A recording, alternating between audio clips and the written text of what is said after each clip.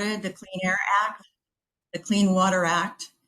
And during the 70s, 80s, and 90s and onward, we wrote scores of letters, amicus briefs, lobbying, legal action, presentations, and so on. In 2014, we formed a national team to advocate for carbon pricing. And in 2020, we declared a climate emergency. We have a U.S. climate team with over 1,100 lead members in nearly all states. And we have 11 sub-teams within that, including federal legislation and policy, carbon pricing, food, soils, and agriculture, and so on. And one of them is renewable energy. And today's presentation is presented by the renewable energy team. So now I'd like to introduce Noelle Vance, who is a member of that team, and will introduce our speaker. Noelle? Thank you, Des. Before I introduce our speaker, I want to review the protocols for today's presentation. You will notice that your video and mic are turned off. We will be taking questions through the question and answer feature. After the presentation, our facilitators will pose those questions to the speaker. So please enter your questions as you think of them, but expect to have them answered after the presentation. And now it is my pleasure to introduce our speaker, Dr. Martin Keller. Dr. Keller is the director of the National Renewable Energy Laboratory and president of the Alliance for Sustainable Energy, the company that operates NREL for the U.S. Department of Energy. Dr. Keller is a visionary leader who is committed to people, teams, and partnerships. Working with his leadership team, Martin developed a strategy for NREL focused on 3 key initiatives: integrated energy pathways, circular economy, and electrons to molecules. This strategy drives advanced scientific research, programs, projects, and partnerships at NREL. From 2006 to 2015, Dr. Keller led energy, biological, and environmental research programs at the Oak Ridge National Laboratory. Currently, Dr. Keller is a fellow of the American Association for the Advancement of Science, and he recently retired as chair of the AAAS Industrial Science and Technology section.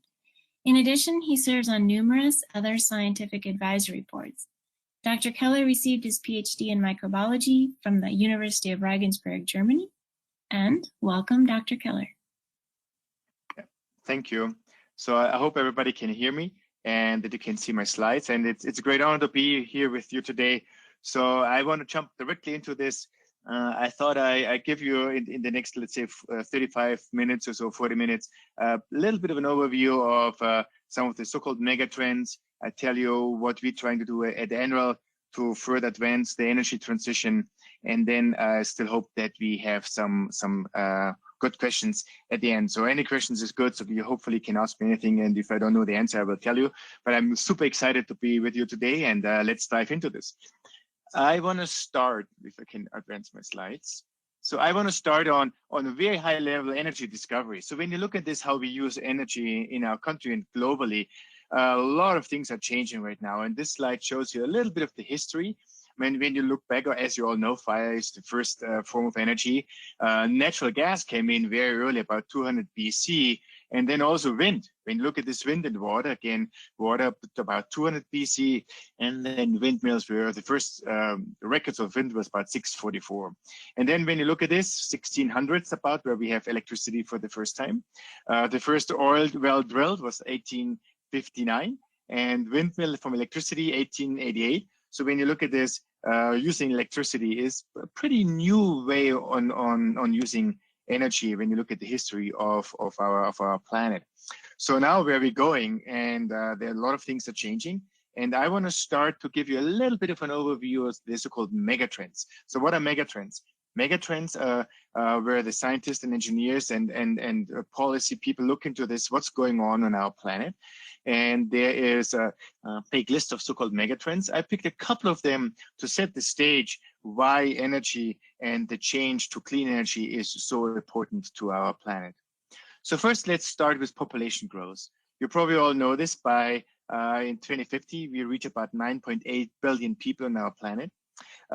We are growing rapidly, and when you continue this, we will use a lot of our resources on our planet, more resources than our planet will provide if you continue on the current path.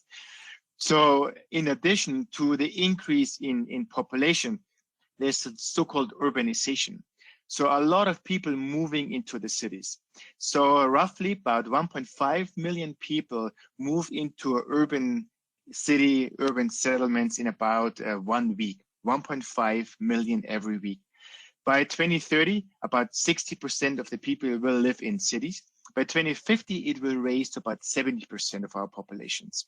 So how do we provide food and energy and water and resources to our cities? How do you keep cities livable?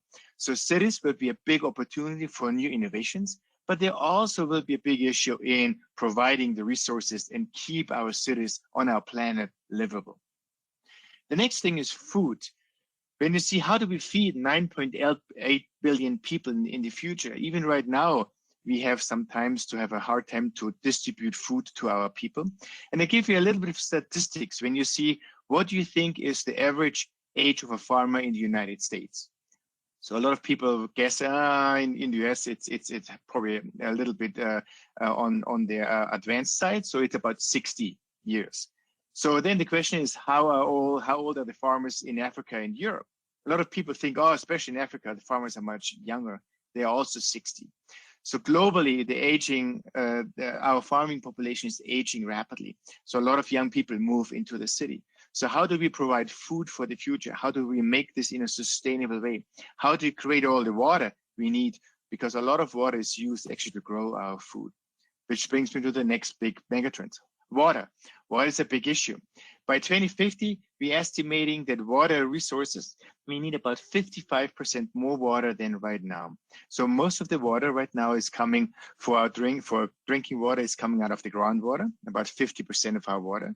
But also there we see huge changes in our groundwater level.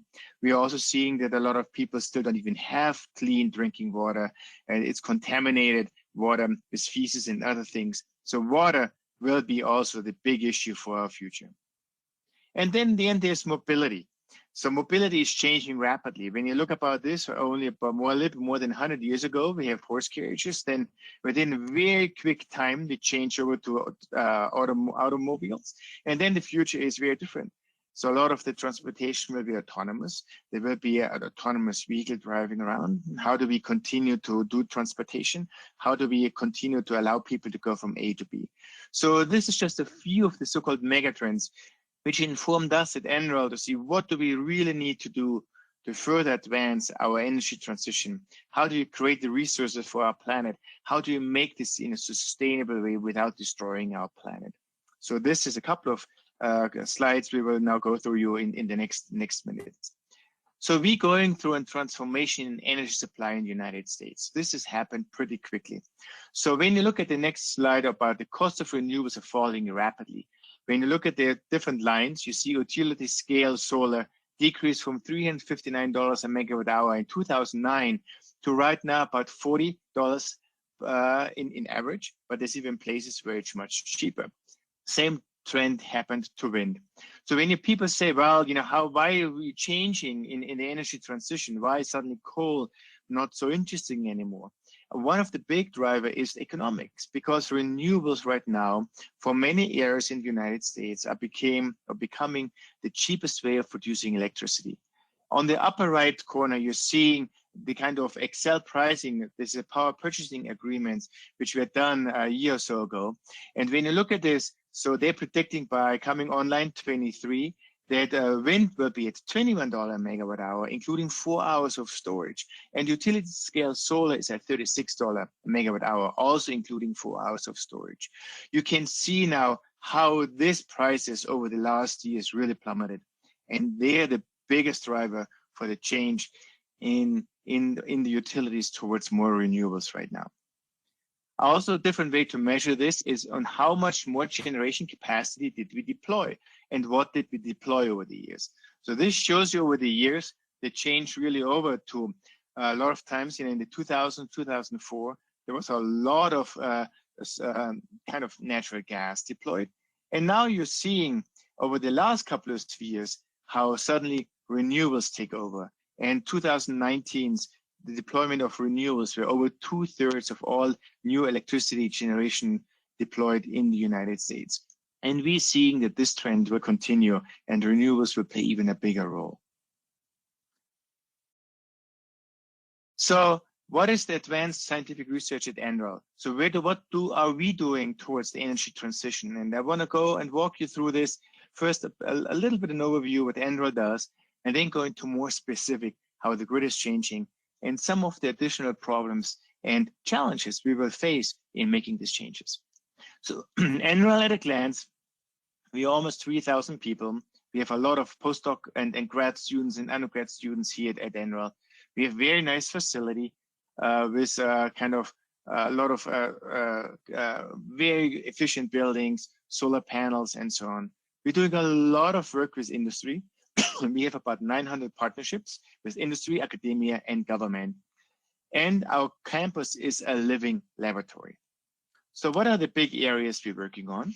So this is first renewable power, where we're working with solar, wind, water, geothermals, to name a few. Sustainable transportation in bioenergy, vehicle technology, and hydrogen. Hydrogen plays a very important role. In energy efficiency, we're working with building and new manufacturing technologies. And more we're worrying about the energy systems integration. How do you collect all these different things together? And I will show you when we talk about the grid of the future, why this is a very large challenge we have to get right over the next years to really deal with this increase on renewable technology coming onto our grid. I want to just show you on a very high level what are some of the research challenges, and I know that we will provide the slides where you can dive into all these details into more later on. But in solar, there's a couple of highlights which you want to name. First of all, we're still working on making solar even cheaper, further decrease the cost of solar. But then there's a lot of work on integrating how we having this large amount of solar on our power grid. How do you do this? And while you're integrating all this solar, how do you still make this secure and resilient and further enhance and making our grid even more resilient? And especially when we talk about this, what's going on in areas like in California, big climate change activities with increased storms. How do you create a grid for the future, which is even more resilient and more distributed? So we're trying to improve the efficiency in the lifetime of solar and working on this, what we call the next generation of solar materials. So why is this exciting? Because, and I'll show you on this next slide where solar could go, it could be revolutionizing the way we're making solar panels in the future, almost like you're making newspapers, which will bring solar everywhere. And this is the so-called perovskites. Perovskites is a new materials now which taking more and more momentum in the solar industries. It's still early stage research, but over the last couple of years, we and other people, research groups in this area showed how you can increase the efficiency of perovskites materials, which is very important. You can see here on this middle level there that you can make this super thin, which you then bring this over that you have almost like thin blankets of solar, which you can have everywhere. And the idea on this perovskites is we call them solar ink. The idea is that you might make solar panels in a very similar process like you make newspapers today. You have the solar ink and you can bring this on a very thin film. And with this, it's kind of roll-to-roll process, how we call this. And there you could make solar panels super cheap and you would have them everywhere. And that's why we're so excited about these new materials which are in the research stage. We still have to work on some of the kind of stability of these materials, but if we overcome some of these hurdles, solar would be on every facade on every house. You could have this on every rooftop. You might even have it on streets because it will be so cheap and will be used like putting paint onto different carriers. So in wind, same challenge in wind. So now we developed wind, which is in many areas now the cheapest form of producing electricity, but the way is still to make it more kind of reliable. So we have to work it in to make it longer living. On some of the wind towers, we still have some problems with the gearboxes. And so we're working especially on offshore wind, on floating areas. How can you bring then offshore wind onto shore? How do you make new materials into wind? And the big challenge right now in the United States is, can you create even taller wind towers, wind machines in the future? Why is this important to you? And again, I'll show you on the next couple of slides why the size of the wind machines are so critical. But we need new materials and need new ways to make this even larger wind machines for the future. This shows you in the blue here, the wind potential when you go to 80-meter hub height. So this means the wind machines, the towers about 80 meters high. And then you're seeing here in the blue where wind is very efficient and the potential to really make wind towers. When you go then to about 110-meter hub heights, you see how the blue is filling in. And if you then go to 140-meter hub heights, you see that you have wind in every 50 states in the United States. So the question is, why are we not making 150, 140-meter hub height wind machines in the United States? The problem there right now is if you make 140-meter hub height wind machines, you cannot bring the blades to the site. The blades are getting so large that you cannot transport them. Our tunnels are not big enough. Even the bends, the curves in our railroad system, you would not be able to transport this blades to the site. Offshore, you can make it because while you make them, the blades on the shore, on the harbor, and then barge it and put it on barges and barge it out to the offshore location. But on land, we need to find new ways to make this wind towers.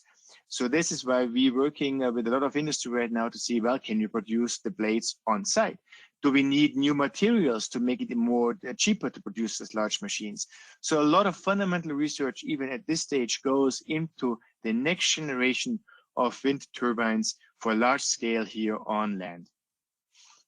But wind is a very exciting story. So on the left, you're seeing that in 2019, for the first time ever, that wind surpassed hydroelectric.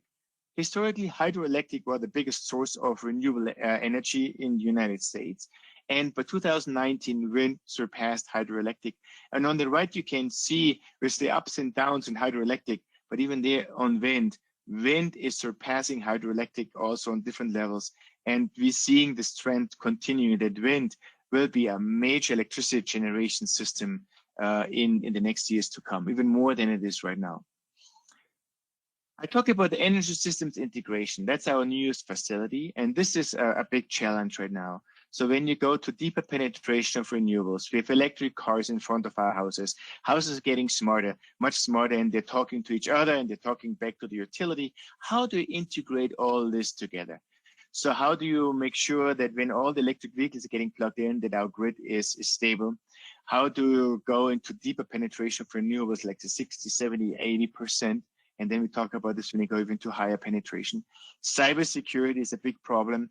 Resilience, again, let's say in California, can you create new grid systems which are more stable and resilience for our changing environments? So a lot of work goes into the energy systems integration. And frankly, by going to high penetration for renewables, this will keep us very, very busy. And this will be a big challenge for the research and engineering in the future to come, how we're integrating all this together. And then there's energy security and resilience. Again, what I said, when you're having all this increased solar and wind and geothermal and electric cars and smart appliances, how do you keep this secure? How do you keep the bad guys out, that we're having a system which is not hackable, that other people cannot come in and turn our lights off? How do you produce this? How do you create the cybersecurity for this new changing and developing grid of the future? So now looking a little bit into the future, what are the so-called observations? What are we seeing over the next 40 years to come? So first of all, the growth of energy use in the developing world will far outpace the growth anywhere else. We're seeing this moving very, very fast in the developing countries, even faster than here in the United States, and this trend will continue. Global renewable power demand will grow. As we said a lot of times, it is the cheapest way of producing electricity. This trend will continue. Urbanization trend will dominate new infrastructure growth. That's what I said. Cities of the future will give us a very nice way to develop new infrastructure, new kind of things to do all this, new transportation technologies, smart buildings, smart cities. This will happen in the cities, but it's also a big issue, kind of what I said, on the urbanization trend. Electrification, electric vehicle adoption will grow very strongly, especially if you combine this with autonomous vehicles. So we're seeing a big change in going over from combustion engines to electric vehicles. And this trend is accelerating fast. At the same time, we will also need more high-density liquid fuels.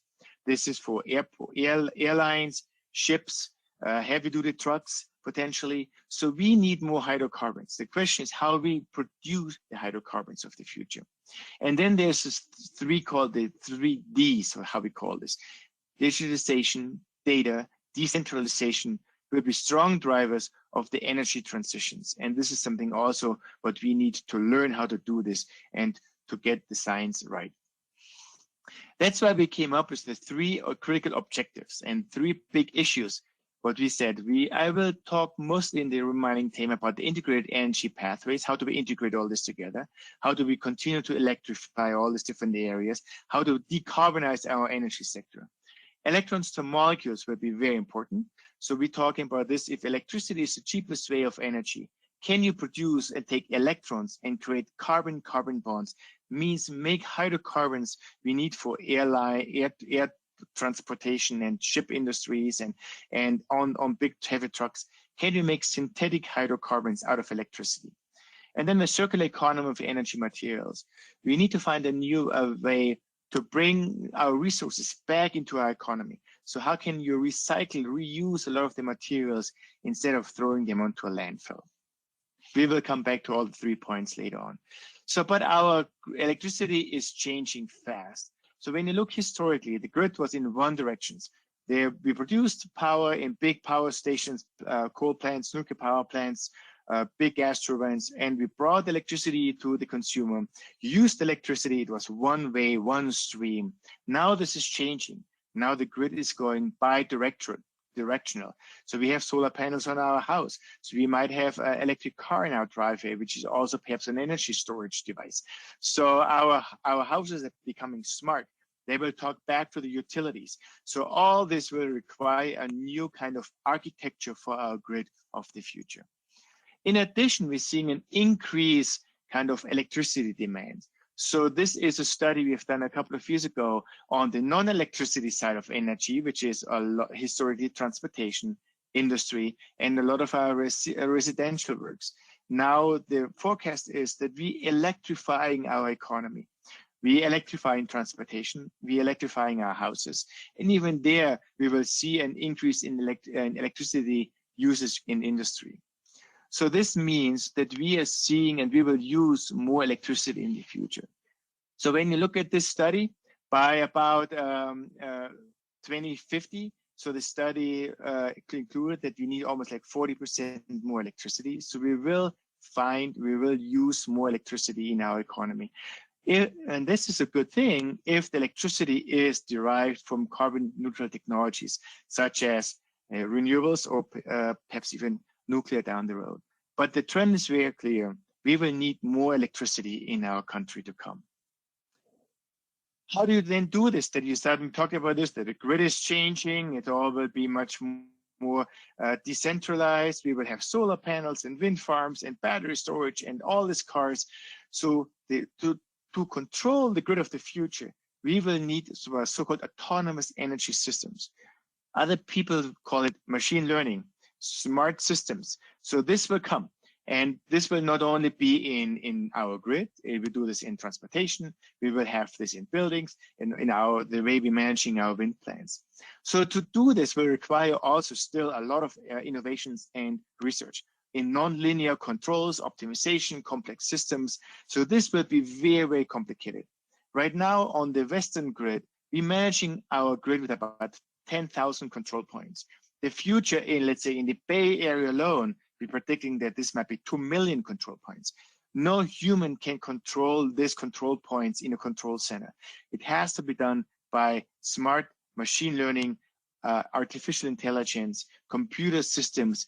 This is the future, but how do you do this? And how to do this again in a very secure way. This is a very interesting research area and will keep us busy for quite some time. So the future energy system, which you can see on this slide, is very complex. Bidirectional, wind farms, rooftop PV, geothermal plants, efficient buildings, energy storage, plug-in cars, we go to bidirectional. We monitor our energy demands on our houses. Houses will talk to each other. This will be very, very complex. And to make this transition over the years is the big challenge. How do you do this, that we have all the different devices, that the light's still on, that we have a secure grid? This will be a challenge. We need new research facilities to do this. And this is again why we're very excited that we're building out this advanced research in integrated energy systems at scale. So this will be a new facility at NREL where we can go up to 20 megabytes, megawatts, where we can integrate all these different developments for producing hydrogen, ultra-fast charging, energy storage, wind on the line, solar rooftops. We can really develop the system up to 20 megawatt system, which we then have enough data to then scale it to utility scale. And this is why this is so critical. Just all doing this by modeling is not enough. We need to do this so-called emulations, where we have active devices, and then we're using the data from these active devices and create the new models for the utilities and then deploy this at a large scale. This will be a large challenge to come in the next years. And then there's the environmental justice piece. And this is why I wanted to bring this in. So we have the Cold Climate Housing Research Center up in Alaska, where we're working a lot of this with these rural communities in Alaska to learn not only for this rural communities, but then learn what we need to bring this to the mainland here and also with rural communities here in the United States. On this energy transition, we cannot leave some of our rural communities behind.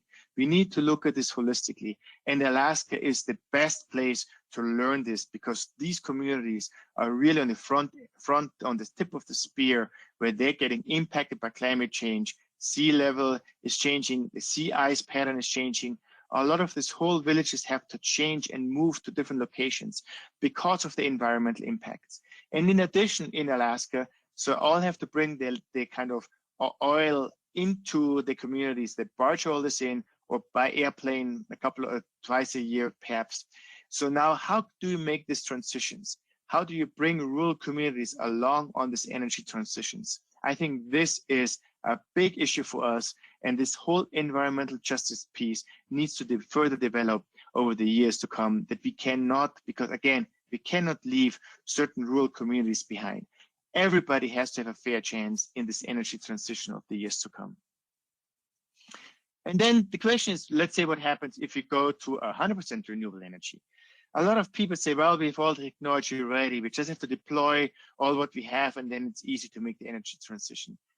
It's not so simple. And that's why we have this LA 100. This was a very large study in Los Angeles with all these different scenarios. Okay, what will it take to go to 100% renewable? So what is the cost actually back to the consumer for doing this?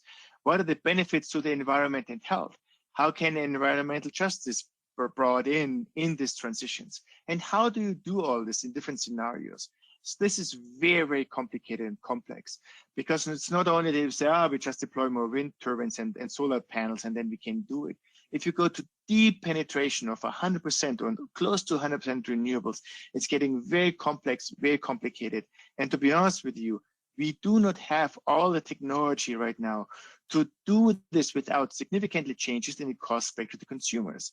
And this is again why all of this has to be studied at high level, modeled and very precise with every building, every charging station, every transmission lines. So this is a complicated process.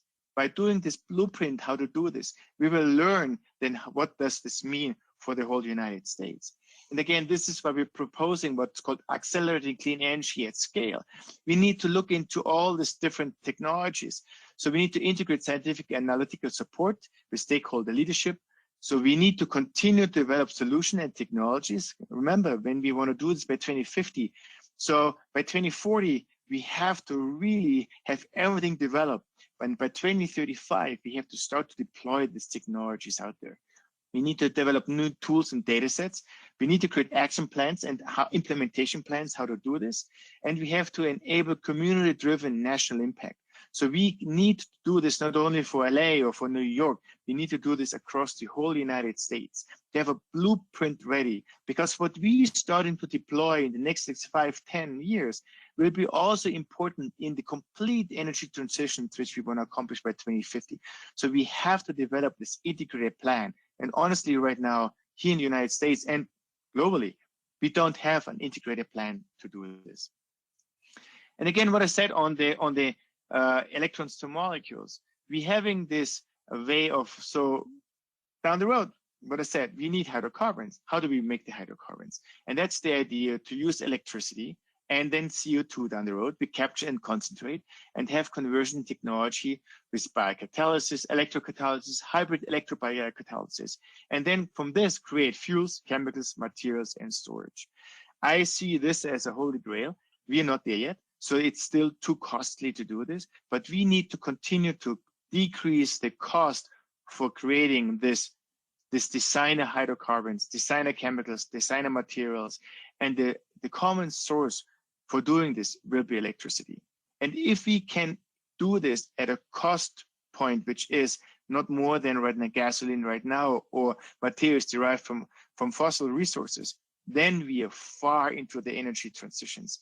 But I see this probably as a 10, 15 year development process to achieve the cost. We can do this right now, but the cost is too high. About, I would say, 3 to 5x where we need to decrease. So it's not completely out of the imaginary to do this, but we continue to drive the research and the innovation to develop these new technologies for the future. And then the same is true what we call on the recycle reuse. Right now, a lot of our pathways are linear. We take our resources out of our by mining, we take the minerals out, so we make our devices, and a lot of times we dispose them. So the kind of reuse and recycling of the material a lot of times is an afterthought.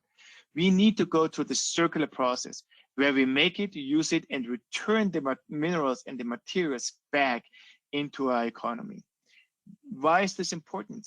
Because a lot of time, what I said, we're creating new batteries, let's say for transportation. And then we realize, oh, we need to try to get the lithium out of our new lithium batteries. It's an afterthought.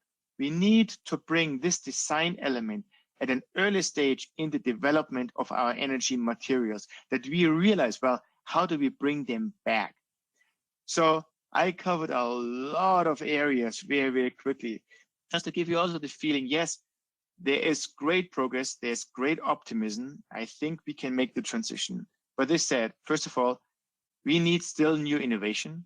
We have a lot of work in deploying the technology, make this on a plan which is integrated, and then also develop a long-term plan. And how do we do this? Research is wonderful, but this is not enough. We have to team up with industry to really bring this technology into the marketplace. That's why it is so important to from our side, that we're working towards bridging this gap. You might have heard about this, the valley of death for technology development. So we're doing great in the front end, to develop new technologies, but then we need to speed up the way we scaling these technologies and then bring it into the marketplace that industry then can deploy this. We have to de-risk some of these new technologies in a faster way. And this is why, in our view, it is so important to work with industry and different entities at an earlier stage. That's why at NREL, collaborations with industry is so important to us. And that's again why we in 2019 created 299 new partnerships, because we feel that research alone is the first step, but then how do you scale it and how do you then commercialize this? And this is why we need to work with industry at an early stage.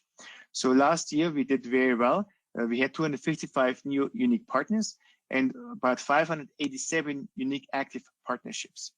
And again, this other slide, I don't want to go into all these details there, but this is what they call just as the NASCAR slide, but they call it on our new and enhanced partnerships with industry. And you can see there's a lot of very large companies down there, from Amazon to Toyota to Chevron to GE, Excel, SoCal Gas, Duke Energy, CAT, Ford, to name a few, Facebook. Again, the idea there is work with the industry leaders, help to de-risk these technologies, and then let companies commercialize and bring the technology into the marketplace. I want to highlight a couple of different processes, how we're doing this. First of all, I want to show you here in our partnership, an agreement we've done with ExxonMobil. This is a 10-year, $100 million partnership. So some people ask us, why do you want to work with Exxon? But our view is, in this long-term partnership, can we bring Exxon in there to de-risk some of these technologies, work with their scientists and engineers at an earlier stage, And then hopefully Exxon will take some of this technology and commercialize this in the marketplace. The same model is what we're doing with Shell at a very large agreement as well. So this is more kind of incubator program where we're working with new startup companies. We're trying to de-risk this technology. And then this type of companies work with Shell. And then Shell would be the first way where they can then commercialize this technology. Eaton Corporation on the electrification took a different approach. They have about 40 scientists and engineers now located at NREL. So they are within our facilities. And we work together with them to further advance some of the new systems integration technology in the electrification area with these companies. And this partnership is doing extremely well. And then there's this Wells Fargo incubator program, again there, where we're working with Wells Fargo. So we're bringing new companies in the electricity segment and also in the efficiency way. We're de-risking technology, and then the companies deploys their technology in the Wells Fargo branches for the first time now. Very successful incubator program. And the startup companies we work with, they love it because, first of all, they can get access to our facilities. And then with Wells Fargo, so they have the first customer online where they can deploy their technology. So I hope this was a quick run through where we are in the energy transition. There's a lot of work we have done, a lot of very big excitement in the decreasing cost of renewables, and a lot of work ahead of us to really do this by 2050. This will not be an easy achievement. This will be very, very hard. It will require everybody from research to companies to policy to make this happen. And also, again, personally, my big interest there is also, how do you make this in an environmental justice topic that we're not leaving our rural communities behind? So how do we do this in a fair way that everybody has a chance to participate in this transition? And with this, I thank you for your attention, and I hope that you have a lot of questions for me that we still have, I think, probably 20 minutes for, and hopefully a very active discussion. So thank you so much for your attention. Thank you, Martin. This is Okay. Diz Swift again.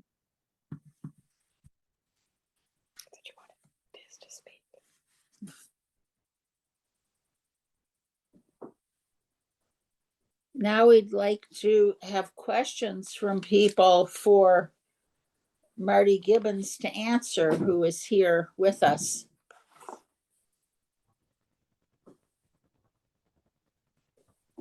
Can people hear? We can all unmute ourselves now. Another option is just to hear the questions that occurred in that webinar and see if they cover it. I'll give it a go. I have a quick question. You know, it was briefly talked about energy storage, but I feel like that's a really important topic that, and I don't know. Yes, Is it is. any more information on that as to where the status of that is? And Yeah, well, that's a long story too. You could have a whole webinar on that, not just hit the high points. And the Renewable Energy Lab, of course, is trying to develop leading edge technology, doing research that industry isn't ready to do yet because the returns are further out. So, you know, they're like any national lab, they're trying to do the early work. But of course, the primary energy storage system we have now are batteries, primarily the lithium-based batteries, but there's some other technologies coming along as well. And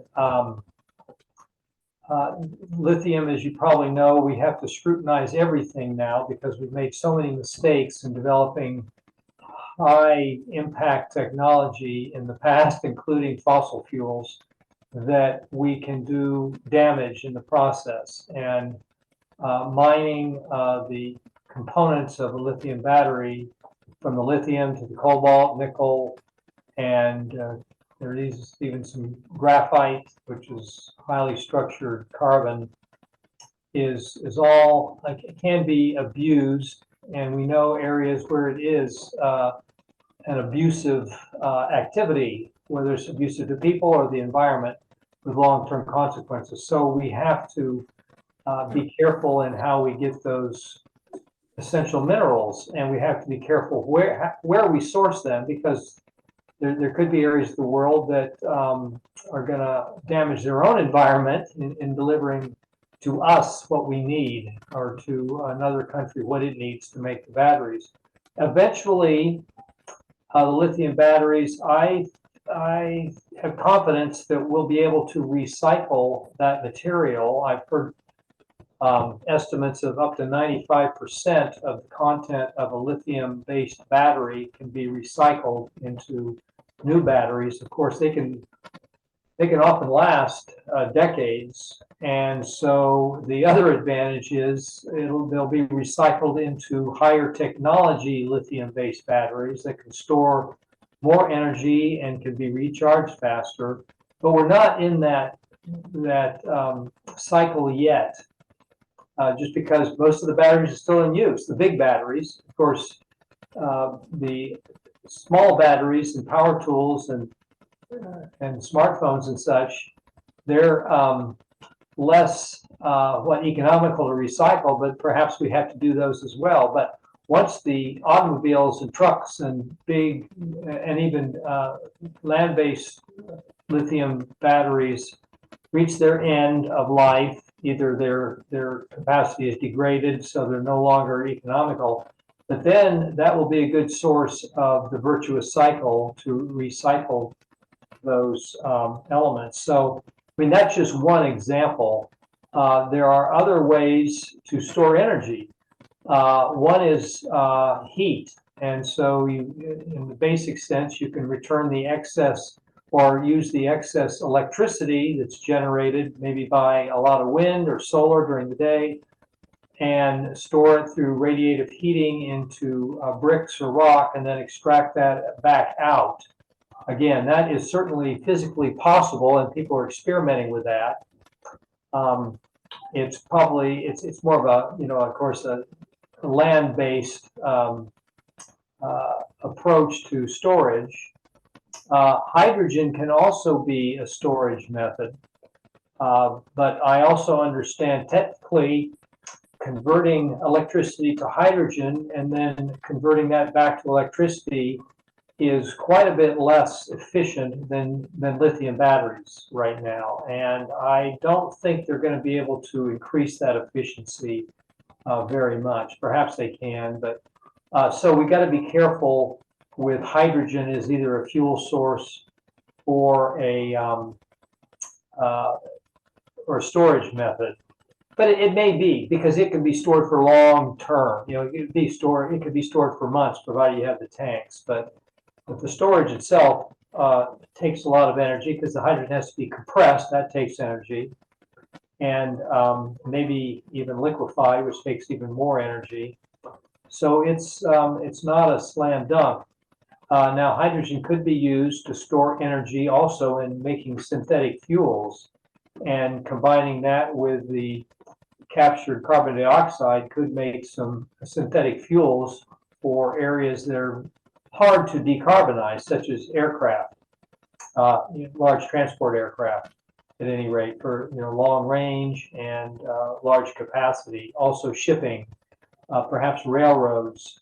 Of course, railroads could be electrified, as they do in many places of the world, and that just takes more investment. So, at any rate, hydrogen is another storage method. There's, of course, with hydropower, they already store by using excess electricity to pump the water uphill, and then reclaim that energy as it flows back down through the generators. There's some experimenting with kinetic storage, spinning up a flywheel to extremely high speeds and storing that in angular momentum, and then withdrawing that. And that's somewhat a shorter term method, but it may have some application somewhere. So do you want to explore any of those more, or go on to another question? That was great. Thank you. I'm just one more. Is the supercapacitor thing? Is that still is that a? I don't know much about that. There are, any energy storage has the potential to release its energy all at once. And that's what has happened in the past with some lithium-ion batteries, that they had a short circuit or another flaw that appeared suddenly, and they blew up or started to burn. Anyway, any storage system has that potential. A gas tank, of course, gasoline tank, but we know how to design those and control those fairly well.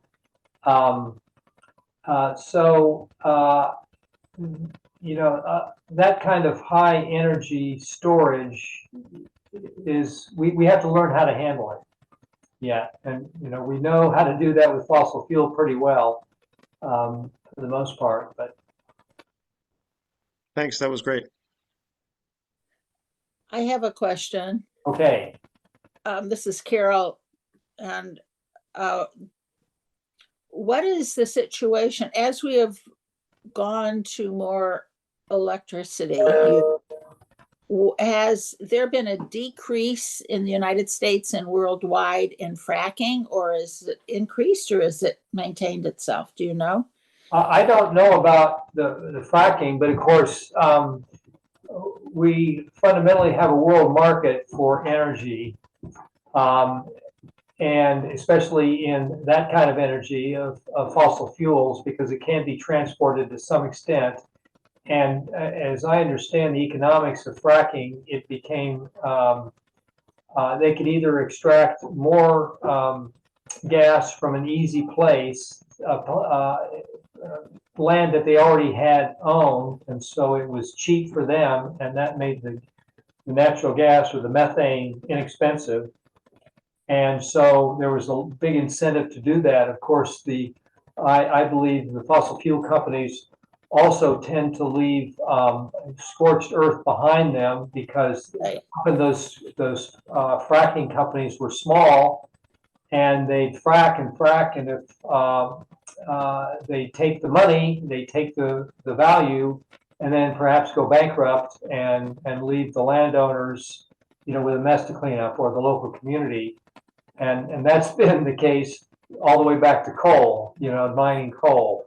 And so we have to guard against that kind of thing. But so I think that's the economics of fracking right now, and why it's being pushed so hard by the fossil fuel industry. And frankly, it's fossil fuel is cheap. That energy was stored millions of years ago, and over millions of years. And so it's concentrated energy that we are now using very fast, and that's part of the problem. But the fracking technology can also do some other things that may turn out to be beneficial in geothermal energy sourcing.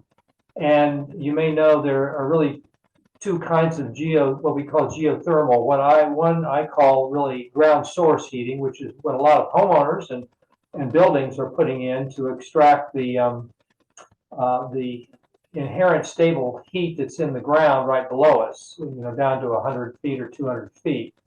When you go deeper than that, the ground starts getting warmer, and in places like the West Coast, where we have faults, there may be it may get hot very fast, and we can send water down even in a closed loop and extract that energy, which there's got to be an end to that eventually. We cool it all down and we couldn't extract anymore. But apparently it's so much heat energy that we can extract it for hundreds and hundreds of years without affecting the geology very much. There's always going to be an effect, so there's always a danger of setting off an earthquake or something. However, where I'm going with that is the fracking technology can help with that. And help get to that hot energy. Now, I also understand that the geology condition, the geology structure, is ideal only in a few places in America or worldwide, really. The Ring of Fire may be one of those, and even spotty within that. So you can't just get this steam energy to generate, with a turbine, a kind of electric base power. In other words, firm base power, which is what the advantage that has versus solar and wind energy. But it could bridge that need of firm-based power in where it's available in certain areas. Of course, we can transmit it fairly far if we need to. And that's maybe more than you asked, Carol, but I think that's the story on fracking. But, you know, we got to be careful with every technology and understand what we're doing as best we can. But I have one other question on a slightly different topic having to do with wind energy. So there was a demonstration there that the taller windmills produce a lot more power, but they're huge and hard to build. But isn't there also much more danger to birds with the very large windmills versus short ones? And yeah, I think there certainly is a danger to birds with the turbines. And what I understand, though, the primary mitigation we can use is to site them very carefully. And some of the early wind farms were sited right in a raptor flyway, and it really chewed those birds up. And so I think they're even in California considering retiring those for that reason. So that's the main concern. Now, of course, there's a decision to make on ideal wind and ideal bird habitat or bird, you know, it's the flyways typically. Now, having said that, I think there's strong evidence that what's far more impactful for our bird population, and it would depend on the species, but more impactful are tall glass buildings with very attractive reflective surfaces that the birds think are just another sky. that also. And they hit, and so more birds are killed in collisions with skyscrapers, and even more are killed with encounters with household cats in the backyard. And so we got to put it in perspective, but we still, once again, we don't want to have a technology that's degrading our environment. And but you know, the height, I'm not sure about the height, whether that we'd have to look at, you know, what the every species of bird, I think, migrates at a different altitude, and so it may or may not, the height may or may not have a factor. There would be a limit because the tip speeds of the blades can't exceed the speed of sound. So you can't have one so big that it's spinning would have the tip speed exceed the speed of sound, because you'd have a roar going on of breaking the sound barrier. And it isn't good for the material either to break the speed of sound. So, but that would be a limit on how big they can go. I don't know what those limits are. You could always slow it down a little bit, but I think there's probably a sweet point. Now you could just still make them taller and taller to try to grab more air. It would all depend on the siting, you know, where you sited it, how high you had to go to maximize, to optimize, let's say, optimize the gathering of that wind energy. Got to be careful with every technology. Except for solar, that seems pretty benign. Do we have any further questions from anybody? I want to follow your Okay. Question. Oh, she does. Okay. I'm really interested in this whole question of how do we make sure that we have a resilient grid and microgrids, and the importance of distributed energy in general. And I wondered if you could talk a little bit about that, because we've heard a lot about you know, the economics of concentrated solar and why we need to move in that direction economically. But it seems as though in terms of building a resilient grid and microgrids in an era of unpredictable climate change, the microgrid and distributed solar would be the way to go. So I thought maybe you could speak to that a little bit. Yes, I tend to agree with that, and I think there's probably economic analyses all over the place on whether that's appropriate or not. you may know one of the biggest barriers to that, I think, are the current compensation structure of our utilities, in that they are compensated based on a return on equity of their in-place plant. In other words, all their lines and equipment and such. So they would like to build out more of generation and transmission that they own, because that's how they make their, they're regulated monopoly. So but they say make 7% a year on the value of their in-place equipment and such. So first thing we got to do is change that compensation structure and that return. I think the ultimate microgrid is a house with solar panels and a battery. And then which there are many, even up in the Northwest, where it's nice and cloudy a lot of the time. I know people, my brother included, that seems to be a positive. And having the battery means you are self-sufficient. So if there's a power outage, you can limp along for a while. Maybe you might not be completely comfortable, but you can. That'd be the ultimate microgrid. And then if I think it doesn't break the laws of physics to connect these together and share, with good algorithms, share that power for a community, say maybe even with a solar farm, and then think about growing that bigger and bigger. And then you can add other things like virtual power plants, where everybody agrees to not to run their air conditioner or heat pump for 20 minutes at a certain time. And yeah, the house goes down a degree or two, but that means somebody else can use it. And you can actually harvest a lot of energy that way by cooperating with how you consume the energy, and you can get a net increase in the overall energy available for a region that way. And that could apply to a microgrid too. And a microgrid, say, that was community level, if the transmission did go out, or even a local transmission, the individual communities can once again limp along for a while until that is stored. And that'd be a big benefit to people, not to be completely in the dark, even if it was just for 8 hours. That's creates a lot of consternation. So I think that's an advantage. And I can't believe that we're not going to that. And I think there's lots of opportunity to. Well, in fact, one of the photos in that of the National Renewable Energy Lab that he showed at the beginning showed all the buildings in the lab. And if you look carefully, there's a parking lot covered with solar panels, and the cars are in the shade, and the solar panels are generating electricity. And isn't that cool, so to speak?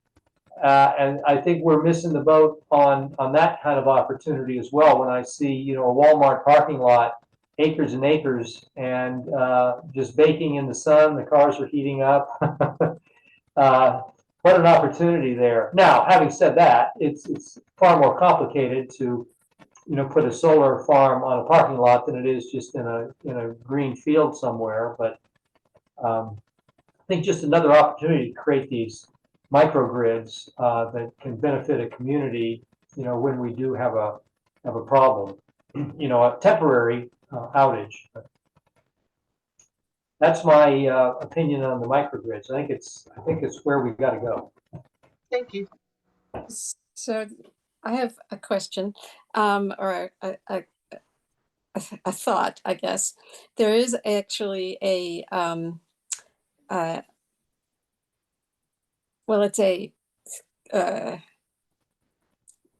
it's a Kaiser Center that's on the road between the Bay Area and Sacramento, and they have the solar panels on the top and the cars underneath, and that seems to be working quite well for them. Yeah, I think it's, as I said, I think it's a great idea. I look for places to park in the shade, and so if you had a whole shady area, of course, the better thing is not to have a parking lot at all, and have good transportation, but our society is really developed and our culture is developed around the car. And, the commerce wants us to go to the shopping mall, buy a lot of stuff, put it in the car, take it home, and Right. anything that violates that model is going to be Right. met some pushback, I think. But I think that because it's actually a hospital, it's not going to be someplace that people are going to. Yeah, that's an excellent point. There's lots of opportunity out there for making that work. Even the parking lot on a big factory or something that would be in that similar situation. Right. Yeah, and that's a great idea. In fact, Washington, a couple of years ago, we had a bill in the legislature, and I do lobbying in the legislature for this kind of stuff too. And I was really excited. We had that bill going, but it didn't get out of committee. Darn it.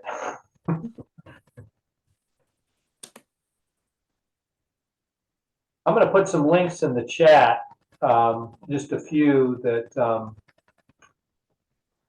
might be useful to people.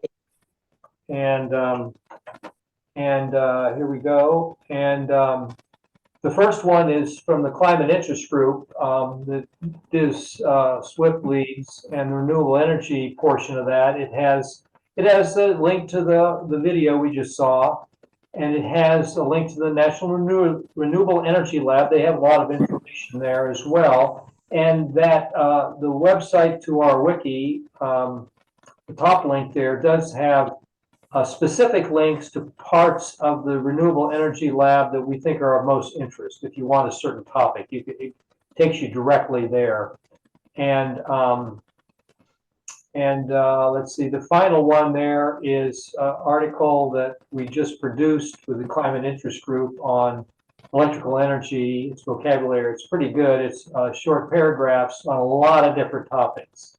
So you can search through there maybe on a topic that you want, such as storage or solar cells or something, and get some information. The idea here is to allow the local leagues to advocate for issues in their region that involve climate change and battling climate change, or in this case, renewable energy opportunities, such as if there were proposals to put solar panels on a public parking lot, perhaps, and there was and the league wanted to advocate for that, based on our positions and careful study, but that could be helpful in a team or a group, a committee deciding how to advocate on those opportunities. So that's as an advocate in Washington for this kind of thing, that's where I think I like to encourage the local leagues to do that kind of advocacy in their local region. Great. Do you have, I think I looked up your renewable energy team for your climate group in Washington. Do you have a link to that Well, I do, but we don't have the real team is what I just sent you. The Okay. Washington information is very specific, usually to regulation in Washington, which could be of interest, but if you're getting started, it may be less interest to somebody in another state. I would encourage you to look at those, but at the well, I can. Let's see, where at the bottom of my email, usually I'd have some links, well, to this one and to really probably all I can offer online is the issue page for climate and energy. But it's all about regulation and legislation in Washington State. So I think those links are probably where you want to go. Okay, thank you. Those are great. Our team we have had in natural resources, our group has been going for over 40 years. And we've had, speakers, and we've had an interest in this, although it increased enormously in the last 10 years, I'd say. Do we have any further questions from anybody? Ruby, This is kind of an oddball question. I guess that I often ask oddball questions. I like oddball. Well, No, you that's know, the oddball. thing that as much as climate change, people are really worried now about the geopolitical situation, how these aggressions are building up, and I just wonder how much researchers at NREL or any similar researchers consider, well, I'm sure they must with respect to security, right? How other countries might Yes. have That's where you're going. Yes. unfriendly designs, or you know, there are lots of ways in which the world has gotten so small, and if people want to push other people around, those considerations are going to weigh into how you're going to design your efforts to make things better. That's right. Do And you have some thoughts about this? well, that's very true, and it's certainly a point of discussion that the security of the electrical grid is a soft point, perhaps. And we already, well, last year we saw some potential, well, some attacks at what level, I'm not really sure. Some of it was, I think, at the almost the individual level. They were trying to do something, you know, be mischievous or something. But I think there's also recognized the threat at the international level, Ruby, that you were implying. And there was a threat in the last few weeks from Russia to detonate a nuclear weapon in space and wipe out the satellites. That could also, you may know that Did you a know about that? detonation high in the atmosphere could wipe out our electrical grid as well. And it would do a lot of other damage too, but that would be one of the things it could do. I think you could detonate it high enough that it would do minimal physical damage, but wipe out the electrical grid by sending huge surges through our transmission lines and the local grid. And that's going to be hard to guard against. Now, cyber attacks into the control systems that we use are an area that we can guard against, and we need to. What's troubling, I find, is even though we need to do this, we saw recently hospitals, and probably ongoing hospitals, that their data centers were attacked and taken down, and they had to revert to paper again, and for a while until they could get those cyber attacks corrected, and that took weeks and weeks and weeks in some cases. And so how does this happen when we've known for a decade that this is a possibility, yet some of these companies, some of these organizations admit that they didn't take the steps because they had other things, they had other priorities, and they didn't have the resource or the time or the attention to give to that, and so they skipped it. And there's always a threat, a hypothesized threat somewhere that you wonder, do I really need to take care against that? But I think this is one that we really do, and it's going to be terrible. It's hypothesized that a bad actor internationally could, in fact, take down big parts of our grid and take it down for a month, and that's going to be devastating to people. And so there's an area of advocacy, we could, the league could take on just to make sure. It would take some investigation, what kind of steps have the local utility taken along that line, and try to get to the truth of that, because getting to the truth is always the hardest part. So I agree, Ruby. It's a threat.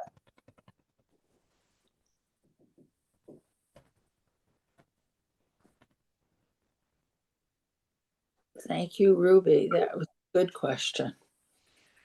Not oddball. Anybody else have questions? Nope, sounds pretty quiet out there. Well, we thank you very much, Marty, for taking your time to personalize this for us. You're welcome. And it was, we had some technical problems, but it worked. Yeah, it worked. And once again, if contact is Swift, if you want to join one of the many teams, I don't know if you've looked at those teams, but we have them on agriculture and oceans, and now Water. water, and several areas, including climate action, which is taking action at a local advocacy at the local level, at the local state level. And if you're interested in those, we have opportunities to contribute. Yeah, they're really interesting teams. And there may be information that you need that you don't want to become part of the team, but you can use the information, as I said, to understand what's happening in your area and advocate for it if there's an opportunity. And so there's information available and consultation with the people that develop that information, as you're getting now. I just thought of one sort of final, maybe tangential question, but you're up in Washington, and there's been a lot of, it's surprising to me, the number of fires that have been in the Northwest and how it has come, from Canada, and it's happening in British Columbia right now, and Portland, Oregon, which is right near Washington. It's not just California. How does that affect the energy systems? Yeah, well, why I didn't say forest and wildfires, that's one of our teams. I should have said that right off the bat, because they're very active. And yeah, this is getting attention. And we have a powerful timber lobby here, and probably proportionally more powerful than in California, proportionally to our population and size. But we are battling the continuing poor forest management practice, and we are in particular emphasizing preserving our mature forests, because they store carbon much faster than a cut and replanted forest. Amen. And that is just logical if one thinks through it. But on superficially, it may sound better to cut big trees down and make furniture or houses or something, and then plant little trees because they grow fast. Well, they do, but there's not much there to grow.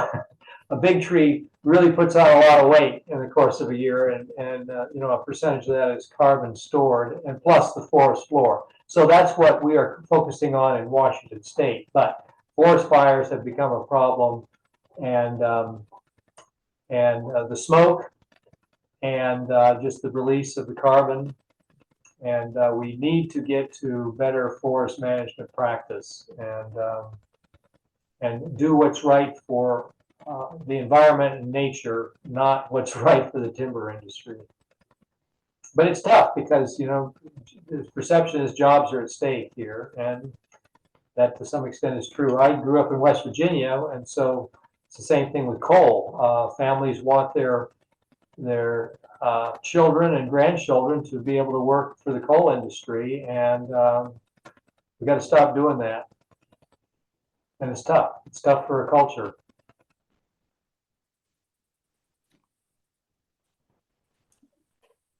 Okay. If I hope you can, in that top link there, you can find us and maybe ask a question if you have a question in the future, and go through Carol and find Diz Swift, and she can send you the right team. Sure. Also, with your permission, we will post this on our website. We have a YouTube channel so people can look up and, hear it later. Sure. Very good. So we thank you very, very much. It's been very informative, the combination. It worked. We've never done this quite this way before. Okay, well, hang in there and preserve the environment. Yes. Let's work together.